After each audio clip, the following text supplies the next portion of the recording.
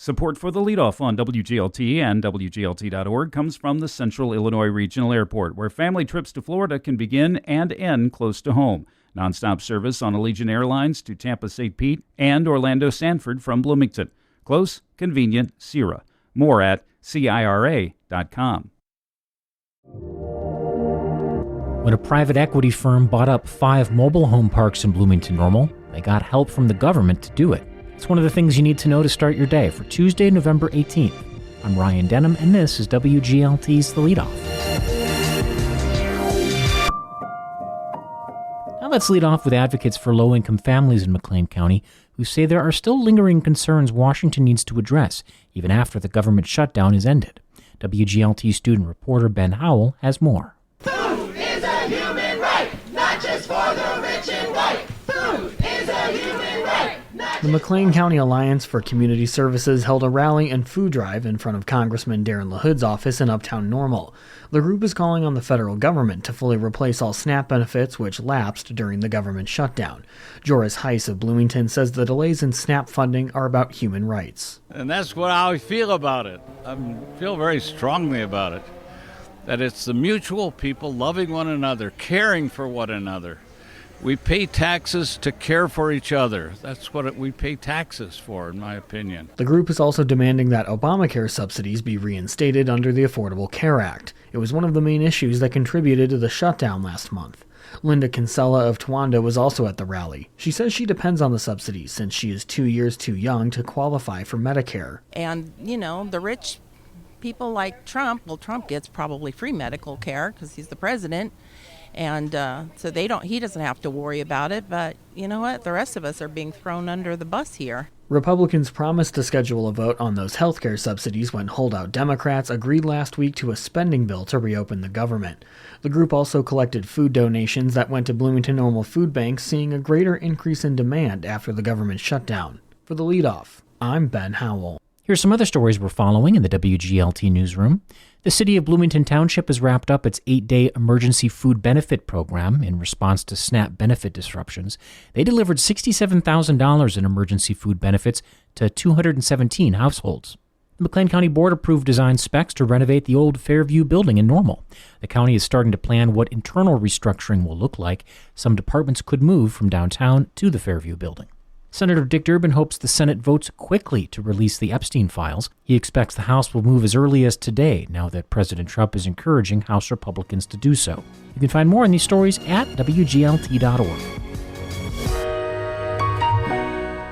All this week on WGLT, you're hearing about the business practices at Oakwood. That's a private equity-backed company that now owns 5 manufactured home parks in Bloomington Normal. Residents in these parks say that Oakwood is squeezing them with rent increases and other threatened fees and fines. Amanda Hodel and Kelly Abramson of Bloomington are among them.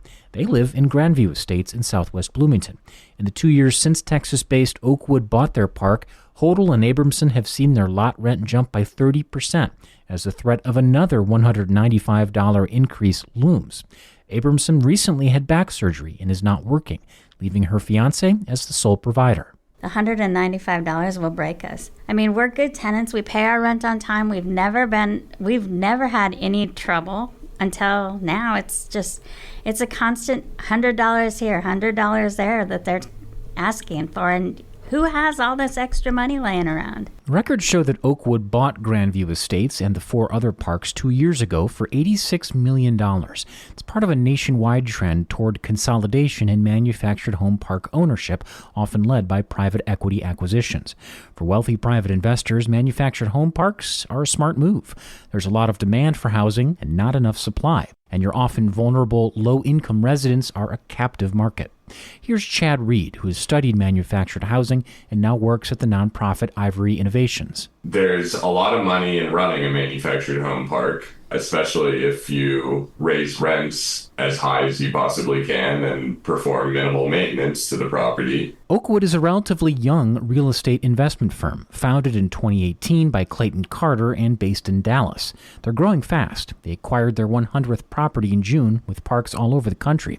They bought the Twin City 5 from the Moore family. Jim Moore had 46 parks across 6 states at the time. We sent several questions to Oakwood, including about the role of private equity in the mobile home industry. They answered some of those questions in an emailed statement. They said, quote, "We're proud of the ongoing improvements we continue to make in our communities and of the relationships we've built with residents. While others may wish to discuss broader industry trends, Oakwood is focused solely on creating high-quality, affordable neighborhoods and providing safe, well-managed communities." There is an inherent power imbalance when housing is a basic need for the tenants and an investment opportunity for its owners.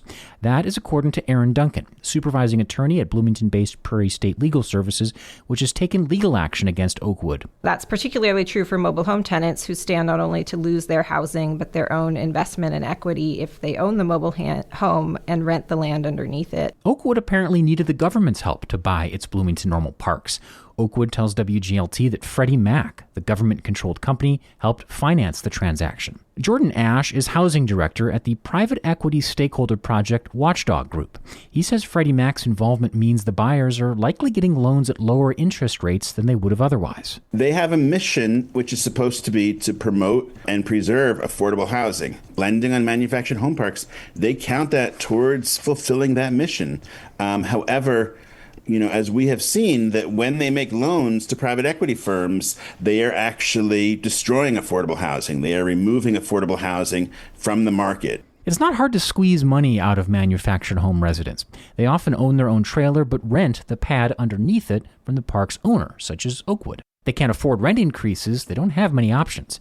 It can cost thousands of dollars to move a trailer from one park to another, and you might not find savings anyway, since Oakwood owns about half the lots in McLean County. Selling your trailer can be tricky too, as buyers typically can't get traditional loan financing. Here's Jordan Ash. They're called mobile homes, but they're not very mobile. So people are kind of stuck. There's nowhere else to move. They can't move their home, so they have to find a way to pay the rent. Or if they end up, having to walk away or be evicted, then the park owner basically gets the home for free. That's Jordan Ash with the Watchdog Group Private Equity Stakeholder Project. You can hear the rest of this story tonight at 5 on WGLT's news magazine Sound Ideas. And you can catch up on the rest of this 4-part series at wglt.org/mobilehomes. And before we let you go, Heartland Community College's board meets tonight at 6. On the agenda is the 2025 tax levy resolution. That is preceded by a workshop at 5 focused on student leaders. And that is it for today. I'm Ryan Denham. The show is produced by Cheyenne Brown. You can subscribe to the Leadoff on the NPR app or wherever you get your podcasts.